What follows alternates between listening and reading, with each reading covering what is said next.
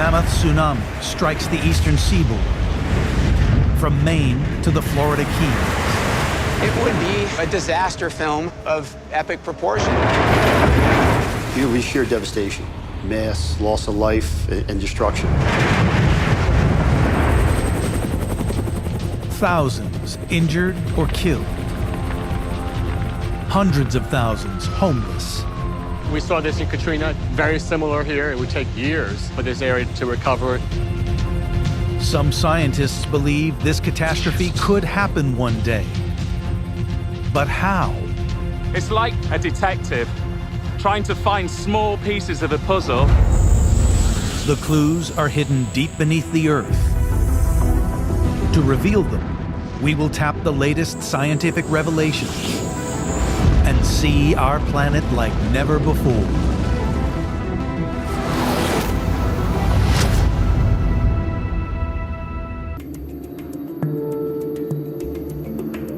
Across the Atlantic Ocean, in the Canary Islands, lies La Palma.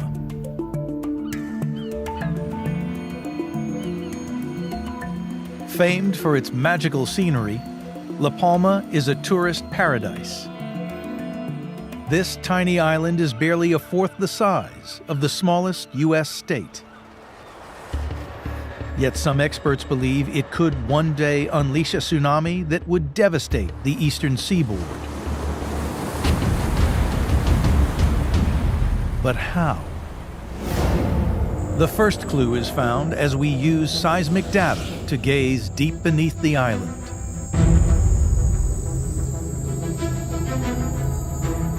The X-ray reveals La Palma is just the tip of a vast underwater mountain. From seafloor to summit, it's more than 20,000 feet high, 2/3 the height of Mount Everest. Only one force of nature creates a conical mountain on the ocean floor.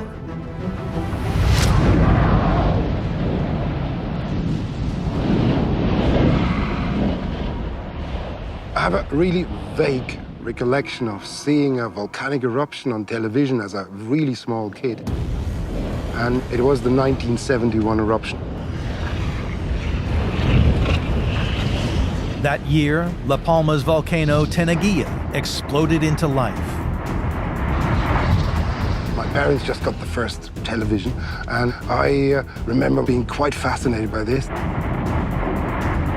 Scientists believe just over 4 miles down lurk 2 huge reservoirs of semi-molten rock. They're more than 2,000 degrees Fahrenheit and believed to measure more than 30 miles wide. But why are they here?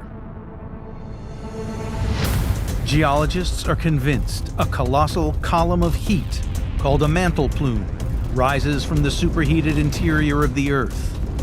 The plume is thought to be at least 20 million years old, and it's not cooling anytime soon. La Palma is the volcanically most active island in the entire Canary archipelago. It's the period of island growth where eruptions are quite frequent. And I would be very, very surprised if there's no more eruptions here on the island. If we look at this volcano and how it's evolved over millions of years, it's likely that in the future it will erupt again, and it's likely that there will be another landslide. If that landslide happens, could the tsunami really have the power to cross the Atlantic Ocean?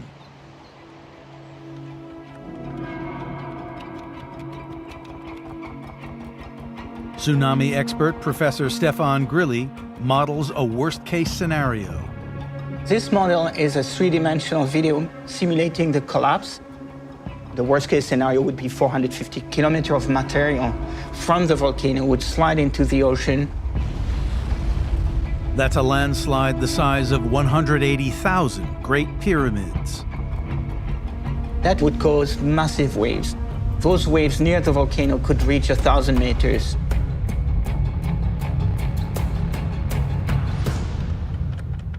So here is the next phase, which is the wave propagation across the Atlantic Ocean.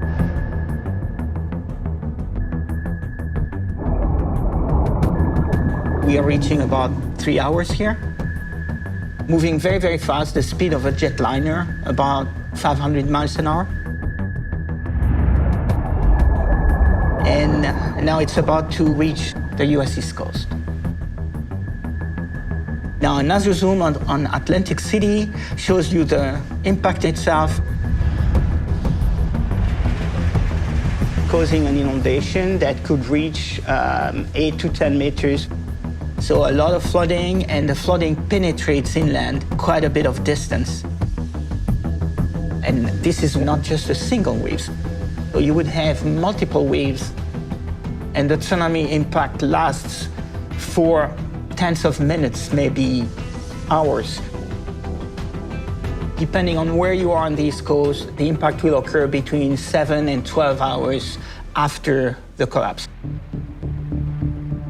The chaos would devastate towns along 1,000 miles of the eastern seaboard.